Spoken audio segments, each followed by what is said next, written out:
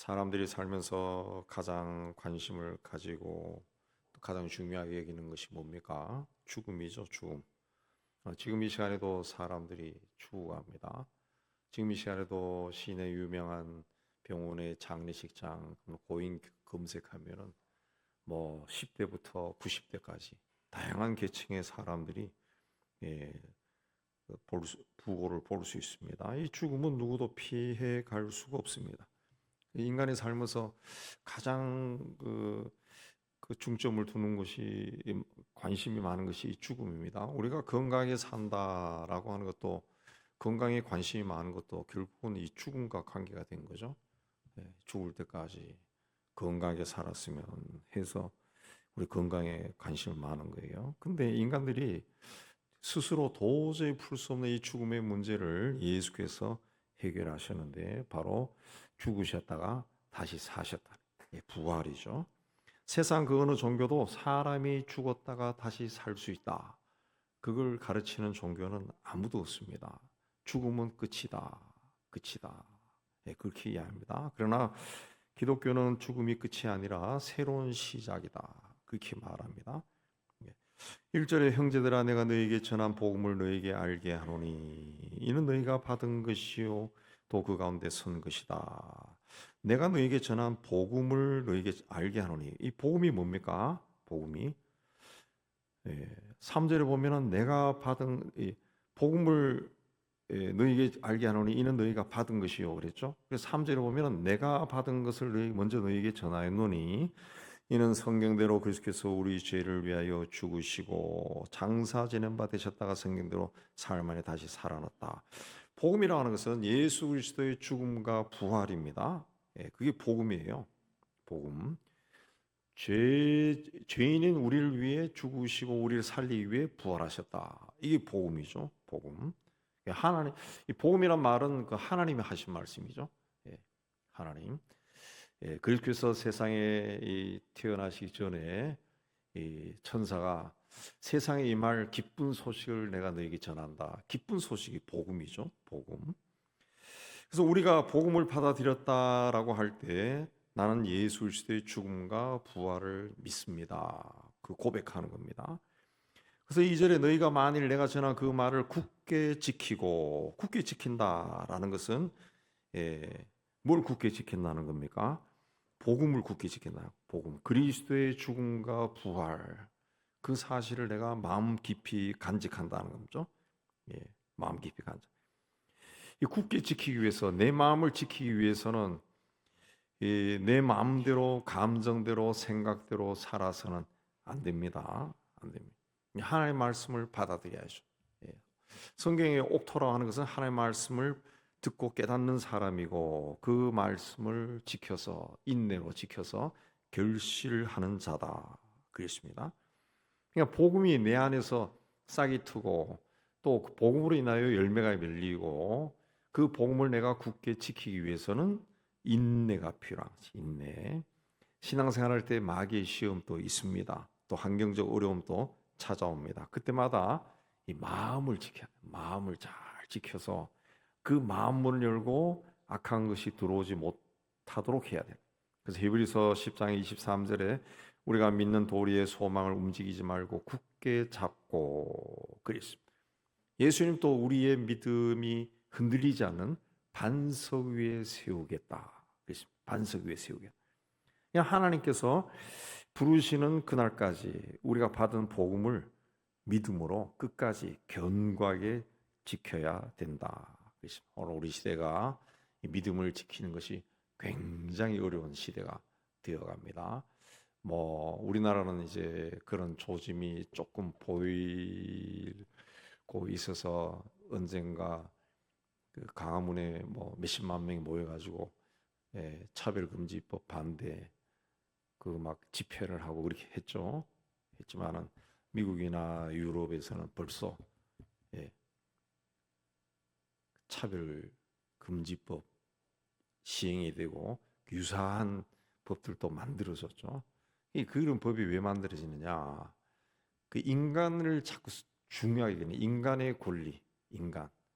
인본주의 자체가 우리가 악한 겁니다.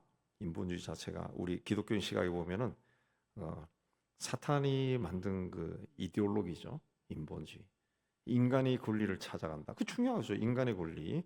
인간으로서의 어떤 기본권이라든가 그 가져야 되는 것은 굉장히 중요한데 그 어떤 범위를 한계를 넘어서는 것은 굉장히 위험한 거죠. 위험한 거죠.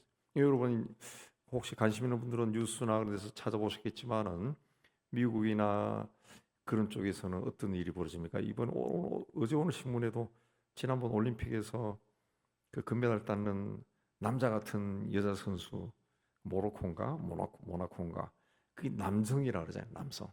예. 미국이나 캐나다나 그 유럽 쪽에서는 어떤 일이 벌어지느냐? 이제 양성평등이라고 하는 것이 성소수자 이 거기에 대한 인권이 너무 강조되다 보니까 이 양성평등이 돼. 양성평등. 이게 너무 또 지나치게 나가버리니까 어떻게 되느냐? 이 남자인 내가 여자라고 말할 수 있는. 나는 여자야 그렇게 할 수 있는. 예. 그러면 여자 화장실도 갈 수 있고 여자 탈의실도 갈 수 있고 여자들이 있는 목욕탕에 갈 수 있는 거예요. 왜? 나는 여자야 나는. 내가 나를 여자라고 주장하는 거예요. 그러면 저 사람의 인권을 존중해 줘야 돼. 자기가 여자라 그러잖아 그냥 여자라. 그럼 갈 수 있는 거예요. 갈 수 있는 거예요. 이런 그 이상한 그 주장들이 먹혀들어가고 그게 그 사람이 권리라고. 그게 권리가 아니죠. 사회 규범을 파괴하는 거지. 근데 그게 권리가 되는 거예요. 권리가. 그래서 막 혼란이 일어난다잖아요. 혼란이. 네. 혼란이. 그 미국에서도 그러잖아요. 이 분명히 남자인데 육상 선수의 미국 그 대학생 그 대회에서 나타나서 논란이 됐잖아요. 이게 분명히 남자인데 지가 여자로 주장하면서 여자들 육상 대회에 나와가지고 현격한 차이로 1등을 했다고. 1등에. 그걸 인정해줘요. 인정해줘. 네. 거기에 그 중심 세력이 누구냐에 따라 가지고 인정하고 안 하고 이게 막 극명하게 나눠진. 이런 것들이 이제 막 온 세상에 막 뒤덮어 막 들어오는 거예요. 사탄이 우리가 이 기독교적인 시각에서 보면은 사탄이 하나님의 창조 세계를 막 어지럽히는 거죠. 어지럽히. 예. 소수자의 인권을 존중해야 된다. 그건 참 멋있죠. 멋있죠. 우리나라도 언젠가 제가 누구인데 이야기 들었는데 국회의원들도 이 차별 금지가 이게 뭘 뜻하는지 모른다는 거야. 근데 그걸 상세하게 이야기하면 그런 거였어? 이렇게 이야기한다. 모른다는 거예요. 그럼 뭘 아느냐? 소수자의 인권을 존중히 여기는 거. 그게 왜 나쁘냐? 그리고 지금 또 대학생들, 이 젊은 20대들이 아니 소수자가 그 주장하는 그 소외된 사람들이 자기의 인권을 주장하는 것이 왜 나쁜 겁니까? 그것만 안다는 거예요. 그것만. 그게 뭘 그 더 큰 그거는 이제 밖으로 드러난 거죠. 빙산의 일각처럼 그게 드러나는데 그걸 뽑아내니까 이게 어마어마한 게 막 튀어 올라오는 거예요. 근데 그 뒤에 숨겨져 있는 거는 말 안 하고 요것만 이야기하는 계속 그 주장하는 사람들이. 그래서 고개 꼭지를 딱 따버리면은 이제 나라가 혼란스러워지는 거죠. 혼란스러워. 굉장히 혼란스러워. 예. 여자 복싱 경기에 남자가 나와가지고 두들겨 패고. 그러니까 이제 여러분 보셨겠지만 10초 경기하다가 나 안 해 하고 여자 선수가 나가버렸다 그랬어요. 왜? 한 대 맞으니까 이건 여자의 펀치가 아니야. 남자 펀치야. 내가 죽을 것 같아. 경기하다가. 그러니까 포기하고 나가버린 거예요. 나가버린. 그게 무슨 정당한 그 경기가 되겠어요. 경기가 안 되죠. 이렇게 우리 시대가 믿음을 지키기 어려운 세상이 돼요. 앞으로 우리나라도 어떻게 될지 모르죠. 예. 굉장히 그 진보적인 리버럴한 생각 가진 사람이 그 지도자가 되고 그 이상한 사고방식에 자기가 그렇게 하는 것이 굉장히 진보적이고 마음이 오픈되고 이런 걸 착각하는 인간들이 있다고. 그들이 어떤 공동체의 리더가 되면은 이상한 법들이 규칙이 만들어질 수가 있습니다. 예. 우리 시대가 그런 시대인데 이미 다른 나라에는 그런 게 벌어지고 있는 거예요. 조금만 이렇게 관심을 가지고 보면은 그 외국에는 그게 굉장히 심각한 문제로 지금 퍼져나갑니다. 예. 다른 뉴스거리가 많기 때문에 그 사이드에서 취급하지만은 그런 일들이 일어난다. 2절에 보면은 너희가 만일 내가 전한 그 말을 굳게 지키고 헛되이 받지 아니하였으면, 헛된 것으로 믿지 아니했다면 구원을 받을 것이다. 그랬으면 구원받을 것이다. 번역이 막 조금 어렵게 돼 있어요. 그 말을 굳게 지키고 헛되이 믿지 아니하였으면 구원을 받을 것이다. 헛되이 믿지 아니하였으면, 그러니까 헛된 것으로 받아들이지 않았으면 너희는 구원받은 것이다. 그렇습니다. 헛되이라 하는 그 성서의 원뜻은 이유 없이, 원인 없이, 이유 없이 받아들이지 아니했다면 너희는 구원받은 것이다. 이유가 있다는 거죠. 왜? 이유가 뭐냐? 믿음에도 이유가 있다는 거죠. 천국 들어가는 이유는 예수를 그리스도로 믿었기 때문입니다. 하나님의 말씀에 순종했기 때문이죠. 심판받는 이유는 죄를 지었기 때문에, 마귀의 종로로 됐기 때문이죠. 우상을 섬기고 말씀에 불순종했기 때문에 심판을 받는 거죠. 심판받.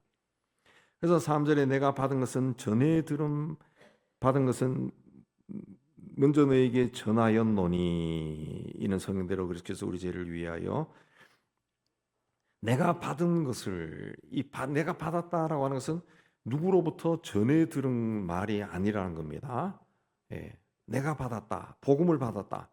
내가 마음의 문을 열고 스스로 결단했다는 거죠. 결단해서 복음을 받아들였다. 그렇습니다. 여러분은 왜 예수를 믿습니까? 예수 믿으면 복 받기 때문에 믿습니까? 잘 살기 위해서, 문제 해결을 하기 위해서, 천국 가기 위해서? 우리가 이런 것들을 외면할 수는 없어요. 그러나 인생에서 가장 중요한 것이 무엇인지 분명히 깨닫고 알고 고백해야 돼요. 그 고백이 우리 신앙의 뿌리가 되어야 됩니다. 그 뿌리 위에서 우리 신앙이 굳게 세워져야죠. 굳게 세워. 우리의 신앙에 우리가 왜 예수를 믿고 또 신앙생활을 하느냐, 사랑해야 돼. 그 가장 그 뿌리가 되는 것이 뭡니까? 주님이죠. 나를 위해 세상에 오신 예수 그리스도입니다. 예수 그리스도. 우리가 그 주님을 주님, 예수 그리스도를 주님, 하나님으로 믿는 거죠. 하나님. 왜 세상을 창조하신 하나님이 사람의 모습으로 이 땅에 오셔야만 했습니까? 사람들이 죄 가운데서 스스로 벗어날 수 없기 때문에 그렇습니다. 그리고 죄 가운데서 벗어날 수 없으면은 영원히 지옥불에 들어갈 수밖에 없어요. 죄 가운데만. 우리가 이제 이 하초가 죽었다든가 말라 비틀어졌다. 그러면 이 하초를 더 이상 여기 두지 않습니다. 갖다 버립니다.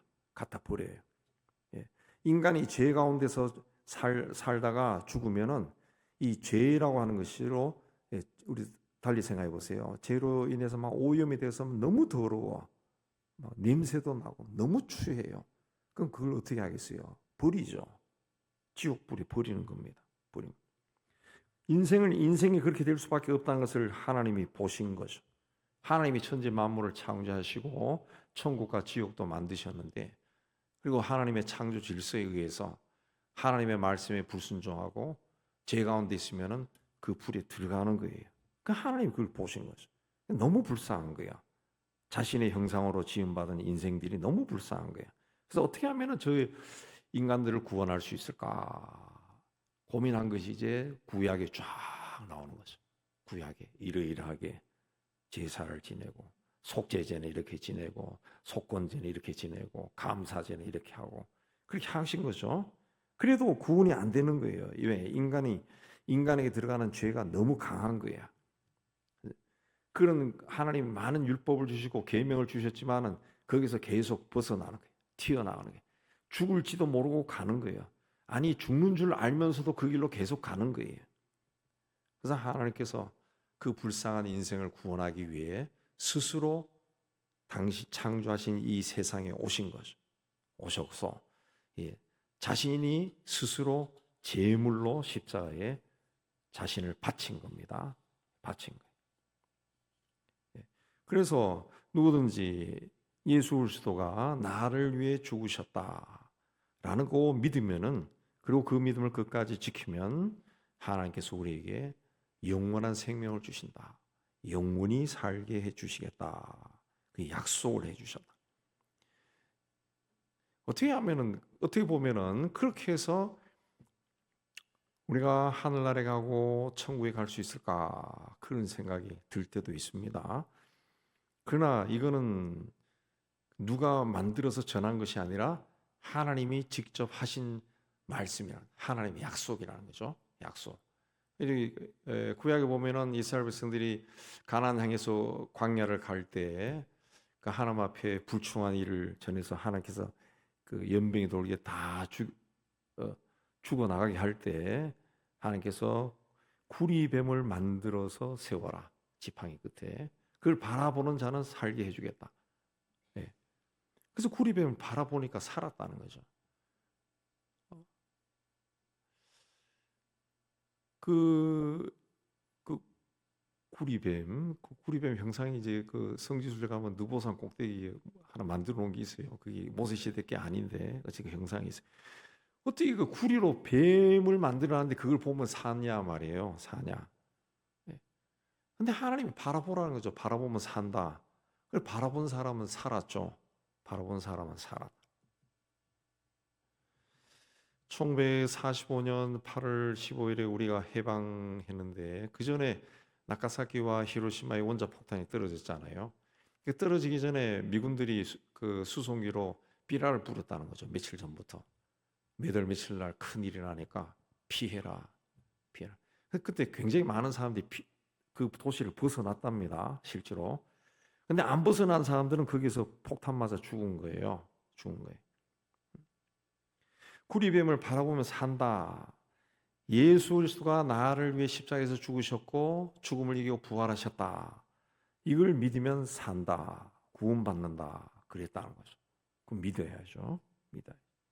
자, 예수 그리스도가 다시 살아난 것을 본 증인이 많다. 그랬습니다. 바울이 이 편지를 쓸 때만 해도 다시 살아나신 예수를 본 사람들이 살아 있었다는 거예요. 살아 있었다. 그래서 5절 8절에 게바에게 보이시고 후에 12 제자에게와 그 후에 500여 형제에게 일시에 보이셨나니 그 중에 지금까지 대다수는 살아 있다. 어떤 사람은 잠들었고 죽었고 그 후에 야고보에게 보이셨고 그 후에 내게도 보이셨다. 예수가 죽은 것과 또 다시 살아난 것을 본 사람들이 살아 있었다는 거죠. 그렇기 때문에 거짓말을 할 수가 없는 거죠. 바울도 직접 목격했다는 거죠. 예. 바울은 이전에 예수가 죽었다 살아난 거 이거 말이 안 된다 해서 예수 믿는 사람들을 핍박했습니다. 근데 다메섹 가는 도중에 환한 빛 가운데서 부활하신 예수를 봤습니다. 그 후로 그 인생이 완전히 바뀌었죠. 예수를 봤다는 거죠. 예수를 만났다. 그렇습니다. 예수의 부활을 거짓으로 증거한 것이라면 2000년 동안 또 2000년 후인 오늘까지 기독교가 존재할 수가 없습니다. 그게 거짓이라면 예수가 그리스도라는 것을 믿는다고 죽음을 강요당해서 순교했던 사람들의 그 심리적 동기 어떻게 그렇게 죽을 수 있느냐 그것도 설명할 수가 없어요. 설명할 수. 자, 이 복음을 11절에 나나 그들이나 이같이 전파함에 너희도 이같이 받았다 그랬습니다.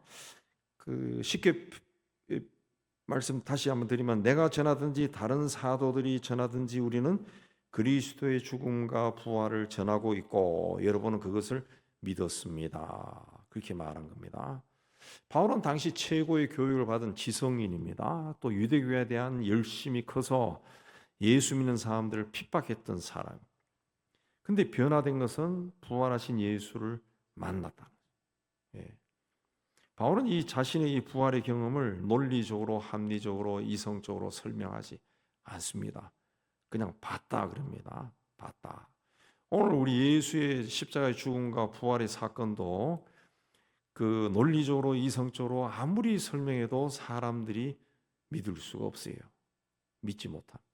성령에 의해서 우리 심령의 문이 열려야 이걸 믿을 수가 있고 그 사실을 감격 속에 받아들일 수가 있죠.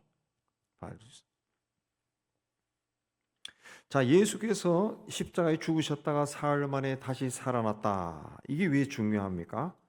때가 되면 우리도 다 죽습니다. 죽습니다. 우리가 아는 분들도 굉장히 많은 분들이 이미 세상을 떠났어요. 떠났어요. 근데 예수께서 죽음을 이기고 다시 살아나셨다라는 것은 그분이 또 성경에서는 첫 열매라 그래요. 부활의 첫 열매다. 그러면 우리도 그분처럼 이 땅에서 육신의 삶이 다해서 죽지만, 우리 육신이 죽지만 때가 되면 산다. 하나님 나라에서 다시 살아난다라는 것을 우리가 알 수 있다. 알 수 있다. 실제로 그 근래에 그 임사 체험, 죽음의 체험, 한 분들이 잠깐 죽었다 다시 살아난 사람들이 많잖아요. 꽤 있습니다. 그 사람들을 세계적으로 모아놓은 연구한 학자도 있고, 거기 보면은 공통적으로 하는 이야기 뭔가 하면은 내가 죽었는데, 육신이 죽었는데 자기가 살아 있더라는 것이. 살아 있는 내가 죽은 나를 보고 있더라는 것이. 그리고 뭔가 굉장한 빛 가운데로 내가 가더라는 거야. 나만 가는 게 아니라 굉장히 많은 사람들이 같이 가고 있더라는 것이. 예. 그러면서 중간에서 깼다. 이런 체험들이 그야말로 입을 맞춰서 한 게 아니라 전혀 다른 지역에 사는 모르는 사람들끼리 한 이야기가 있다고요. 예. 미국에서도 이야기하고, 한국에서도 이야기하고, 유럽에서도 이야기하고, 그 이야기하는 것이 비슷비슷하다. 그러니까 우리가 육신은 죽지만 우리 영은 죽지 않는다는 거죠. 죽지 않는다. 그렇습니다. 사람들의 가장 큰 문제가 죽음이에요. 죽음. 그러니까 우리가 죽음을 통해서 완벽한 이별을 경험하잖아요. 예. 이미 우리의 부모, 형제, 자매, 가족들 중에 세상을 떠난 사람들이 굉장히 많아요. 굉장히 많아요. 근데 그걸로 끝이다. 그러면 얼마나 이 삶이 소망이 없습니까? 소망이 없습니다. 예. 저 세상은 우리가 사는 이 세상하고 다를 겁니다. 하나님 나라 갔을 때 해밀히 아파트가 있을 리도 없고, 거기 아파트가 있어서 몇 동 몇 호로 니 들어가라 그렇게 하는 것도 없을 거예요. 우리가 상상한 거는 전혀 다른 세상이 있을 거예요. 그러나 그리스도 안에서 이미 세상을 떠난 사람들 우리가 만날 수 있다. 만날 수 있다. 그걸 이제 주께서 보여주신 거죠. 보여주신. 그러나 마귀는 끊임없이 우리가 이런 복음을 붙잡지 못하도록 흔듭니다. 마치 광야를 통해 가나안을 향해 가고 있던 이스라엘 백성들 끊임없이 흔들고 시험에 들게 했던 것처럼 마귀가 흔든다는 거죠. 그러나 우리가 분명히 기억해야 되는 것은 하나님 나라에 가는 그 길이 마치 KTX를 수소에서 타면은 부산까지 가고 목포까지 가고 그렇게 쫙 달리는 게 아니라는 거죠. 아니라는 거죠. 예. 왜냐하면 사람이 죄를 범하고 하나님과 함께하던 동산에서 쫓겨날 때 하나님께서 아담과 하와에게 땀을 흘리지 않고서는 먹을 수 없다. 글쎄요. 하나님의 어떤 창조 질서에 대한 메시지인데, 땀을 흘리는 것이 있다는 거죠. 땀을 흘려야 돼. 가만히 앉아가지고 먹지 않는다네. 땀을 흘린다는 거죠. 그래서 우리가 인생길이 푸른 초장 실만한 물가로 인도받을 때가 있지만은 다윗이 고백하는 것처럼 사망의 음침한 골짜기로 지나갈 때도 있다는 거죠. 그러나 어떠한 순간에도 하나님이 나와 함께 하시고 내 길을 인도하신다라는 것을 믿어야 된다. 믿어야. 근데 왜 우리 삶에 고난이 그치지 않느냐? 하나님께서 우리에게 복을 주시고 그러면 내가 이 하나님 믿고 일찍 믿도록 어렸을 때 감동을 줘서 예수를 믿게 하고 또 내 인생길을 축복해서 잘 되어가서 그건 주변에 예수 믿으니까 제가 저렇게 되는구나 우리도 믿자 하고 다 막 교회로 오고 그러면은 하나님께도 영광이 되고 좋고 쉽게 구원도 하고 세상도 구원할 수 있는데 왜 하나님 그렇게 하지 않고 이 고난을 주시고 힘든 일을 시킬까? 하나님의 자녀답게 만들어가는 거죠. 하나님의 사람답게 만드는 거죠. 사람들이 때가 되었을 때 군대 간다 해가지고 군대 간다 해서 가만히 있어서 군인이 되는 게 아니라 몇 개월 동안 그야말로 혹독한 훈련을 거치. 그 훈련 견디지 못해가지고 가끔 신문이 나는 것처럼 사고가 나고 막 그러잖아요. 요즘은 좀 덜하겠지만은 저희 때만 해도 그 훈련소 훈련이 그 엄청나게 셌습니다. 뭐 무지하게 두들겨 패고 뭐 아유 세상에 이런 곳이 있나 싶을 정도였는데 그런 걸 통해 가지고 군인이 되는 거죠. 군인이 포탄이 터지고 총알이 날라와도 뛰어가고 막 그 싸울 수 있는 사람이 되는 거죠.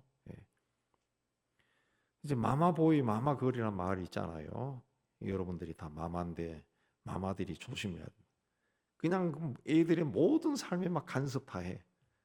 그래가지고 하면은 내 뜻대로 아이들 잘 키울 것 같지만은 이 아이들이 마마보이 마마걸이 된다고. 나이가 들어도 그냥 엄마 그러고 다닌다. 50이 돼도 막 엄마 그런다. 엄마 막 찾아다닌다. 엄마 막 찾는다. 문제가 생기면 자기 혼자 문제 해결을 못해. 문제 해결을. 하나님은 우리가 그런 사람이 되기를 원하지 않습니다. 원하지 않습니다. 하나님은 그 하나님의 사람들이, 하나님의 자녀가, 하나님의 종이 어떤 인생의 문제를 만났을 때 스스로 해결하기를 원하신다. 본인 스스로가 해결해야 다른 사람을 도와주죠. 근데 그때마다 엄마 부르고 그렇게 하면은 어떻게 해결이 되겠어요? 이 사람 밑으로도 막 수없이 많은 사람들이 막 따라다닐 건데, 엄마가 전능자도 아닌데, 그거 다 따라다니면서 해결해 줄 수 없잖아요. 그래서 하나님이 우리 삶에 고난을 주시고, 훈련을 시키는, 아주 단단한 자로 훈련시키는 거예요. 고민하게 하고, 생각하게 하고, 눈물 짓게 말하고, 원통하게 만들고, 불평하게도 나오고, 막 누구에 대해서 막 저주하는 마음도 생기게 하고, 그걸 통해 가지고 이 심령을 막 강하게 하는 거예요. 강하게. 바울도 그런 고백을 합니다. 8절에 맨 나중에 만삭되지 못하여 난 자 같은 내게도 보이셨다. 얼마나 이 사람이 그 교회를 비판하고 성도들을 폭행하고 옥에 가두고 죽이고 그런 일에 앞장섰습니까? 그런 사람에게 예수께서 나타나신 거죠. 은혜를 베푸신 겁니다. 그래서 부끄러웠어요. 바울이 그걸 생각할 때마다. 그래서 만삭되지 못하여 난 자 같은 팔푼이 같은 나에게도 주님이 나 자신을 보여주셨다. 나는 사도 중에 가장 작은 자에 지나지 않는데 주님이 나에게 은혜를 베풀어 주셨다. 그걸 고백을 하는 겁니다. 하나님 앞에 설 수가 없다는 것이. 또 다른 데는 자기는 죄인 중에 괴수다. 그런 말도 하죠. 은혜라고 하는 것은 하나님이 그냥 주시는 거예요. 그래서 10절에 내가 나 된 것은 하나님 은혜로 된 것이니 내가 모든 사도보다 더 많이 수고하였으나 내가 한 것이 아니요 오직 나와 함께 하신 하나님의 은혜다. 그랬습니다. 예수님의 제자들은 거의 대부분이 그렇게 장수하지 못하고 거의 대부분이 순교했습니다. 다 죽었습니다. 일찍. 전도하러 가서 순교하고 그렇게 했는데 바울은 그래도 나이가 들도록 많은 일을 했다는 거죠.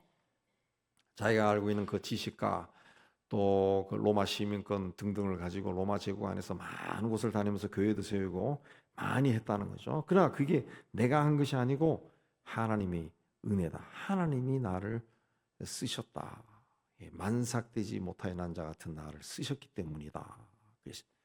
은혜는 우리 삶을 인도하신 분이 하나님이시라는 것을 깨닫는 겁니다. 깨닫는 거예요. 하나님께서 박해자요 또 핍박자였던 바울을 하나님의 일꾼으로 삼은 이유가 어디 있습니까?